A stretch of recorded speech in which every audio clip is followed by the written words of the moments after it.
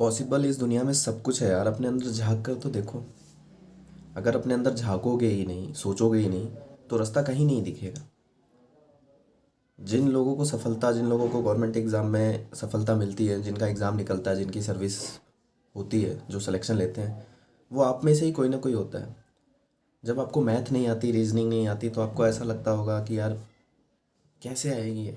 जब आपको जीएस नहीं आता, हिस्ट्री, पॉलिटी, मतलब एक पढ़ो तो दूसरा सताता है, दूसरा पढ़ो तो तीसरा सताता है। कभी कंटेंट खोजने की टेंशन होती है, कभी बुक्स का सजेशन लेने की टेंशन होती है कि ये बुक अच्छी है, वो बुक अच्छी है, ये टीचर अच्छे हैं, वो टीचर अच्छे हैं। कभी किसी की बात अच्छी लगती है, कभी किसी की बात अच्छी लगती है। और फिर इसी बीच में जो रिसेंट आपका अगले महीने एग्ज़ाम लगा हुआ है, उसकी टेंशन होती है कि यार वो एग्ज़ाम भी लगा हुआ है। और फिर सब कुछ ऑल ओवर आपको एक साइड में रख के एक तरफ ये भी लगता है कि मैं पढ़ूँ तो मैं पूरा अच्छे से व्यवस्थित होकर पढूँ और सारा कुछ मुझे आए।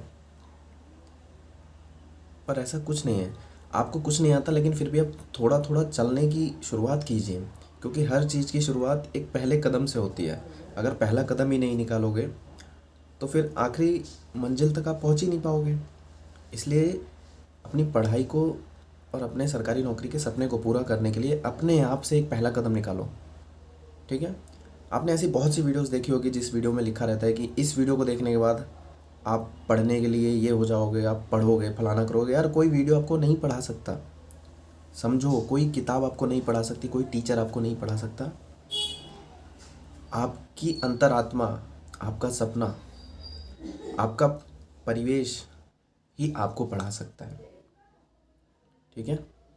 तो अपने आप से जगिए, कोशिश कीजिए, अपने ड्रीम को लिखिए। ऐसे A4 साइज का पेज लेके आइए, उसमें सब कुछ लिख दीजिए। यार आपकी क्या कमी है, आप क्या गंदी हरकतें करते हैं, ज़्यादा सोते हैं, ज़्यादा खाते हैं, ज़्यादा घूमते हैं, नहीं पढ़ते, सब लिख दीजिए। और उनका सॉल्यूशन भी दूसरी तरफ लिखिए।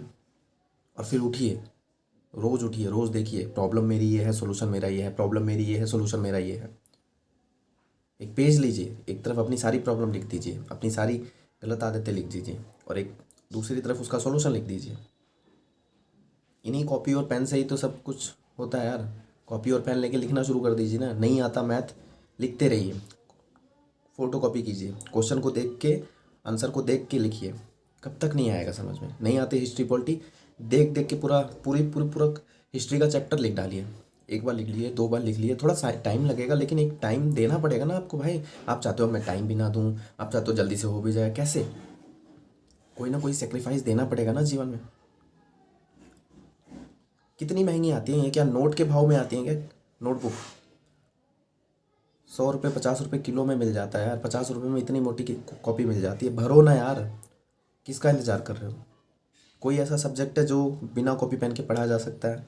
मतलब कोई अजीब सा सब्जेक्ट है? सारे सब्जेक्ट ऐसे हैं जिनको लिखा जा सकता है। लिखो ना, लिखो, भरो कॉपियों को, और फिर देखो जादू।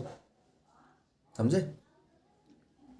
तो सबसे पहले क्या करना है, एक बड़ा सा चार्ट लेके आना है, 5-10 रुपये का आता है। उसमें अपनी सारी प्रॉब्लम लिख दो, सारे सॉल्यूशन लिख दो, और चिपका दो अपने सामने। और ऐसा नहीं है कि चिपका ही हुआ है, वो मट्टी चल रही है। चिपकाओ ऐसा कि आपको रोज़ देखना पड़ेगा। रोज़ देखो उसको। नहीं कर रहे हो, नहीं पढ़ रहे हो, कोई बात नहीं, लेटे रहो, लेकिन उसको देख के ही सोना है और देख के ही जगना है। जगने के बाद देखना है और देखने के बाद ही सोना है। घंटी बजेगी दिमाग की, और करने लगोगे आप पढ़ाई। समझे? जय हिंद।